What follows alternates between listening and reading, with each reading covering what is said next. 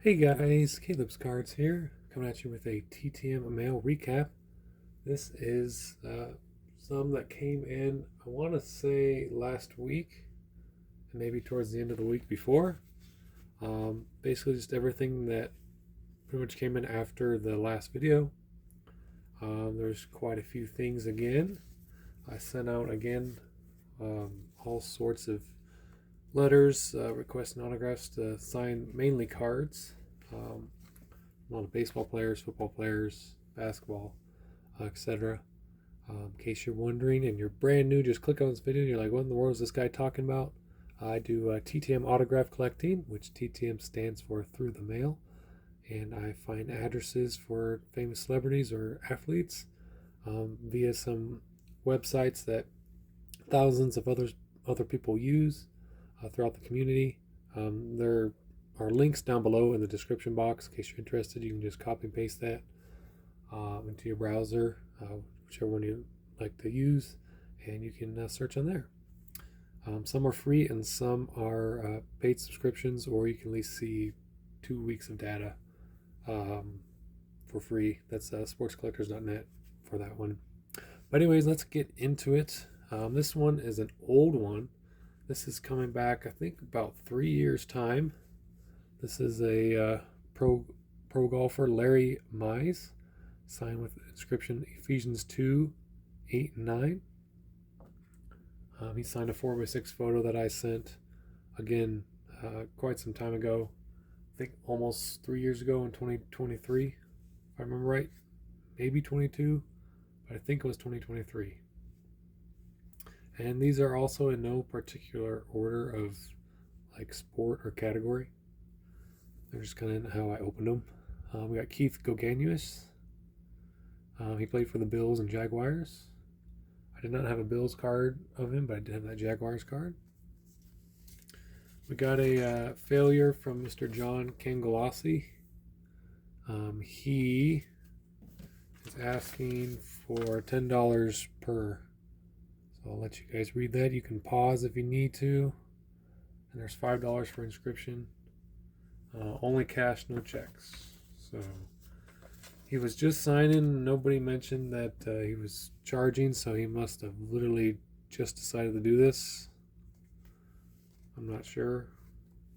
I usually just, I used to, but I don't have the money to be paying for signings anymore, especially $30 for just a random baseball player. So I probably will not be resending out to that one. If I was working on a set, maybe, but I'm not a set collector. Then we get back to the successes. We have Del Harris with the Hall of Fame 2022 inscription. I think I only included this one and this card. I think he included that one. I don't remember sending 3, but he did send those back. He also wrote back just a note thanking me for the encouragement. So that's very cool.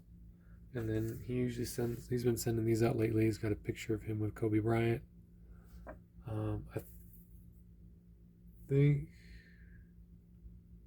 I think it's just a facsimile now looking at it, but it's hard to tell.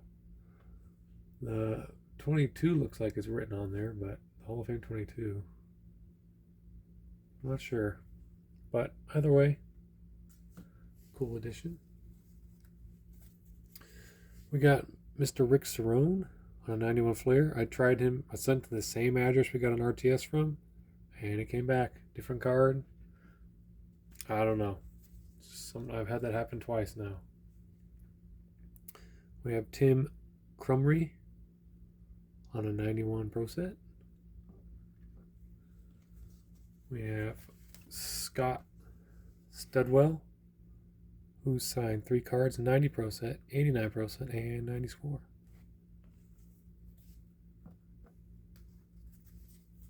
And all of these addresses should be updated, at least non-Star Tiger. We got Gary Anderson. That was a new one for me. I've never sent to him before. We have another Gary Scott, 93 Donruss, and 91 Upper Deck. 91 Upper Deck being his rookie card. We got a Sports Flicks card, Ernest Givens. I don't know if you can see him. Maybe. I wasn't sure that'd come out, but it didn't come out too bad. We have 3 baseball cards signed by Matt Young. He's got 87, 88, and 93 Donruss. We have 4 cards signed by Mr. Rick Shue. Got 86 Donruss, which has been kind of one of my favorites lately. I'm going to send out. Included in there. We have a return from Mr. Trevor Wilson. Played for the San Francisco Giants for quite some time. He was actually on a baseball I had gotten as a kid from my dad. It was the first ever autograph I ever had, along with Mark Dewey also signed it. And then Trevor Wilson also wrote on the protective index card. It says, "Thank you, Caleb. God bless you guys too." So he was just thanking me for kind of, I guess, the note. We got a Hockey Hall of Famer here, Rod Langaway. This card came from that eBay lot from a while ago. I sent a few out, and then this one I already had in the collection. Didn't have very many cards of his. I think those are the only 2. But happy to hear back from a Hockey Hall of Famer. We got Rick Meyer. He also signed a Sports Flicks card. You can kind of see it, catch a glimpse. They did come out okay. We have I think it's IndyCar. Scott Dixon.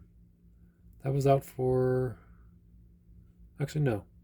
So this card came from Megan TT Hobbies. She sent me a whole box of racing. I went back through the box to see if anybody's recently signing.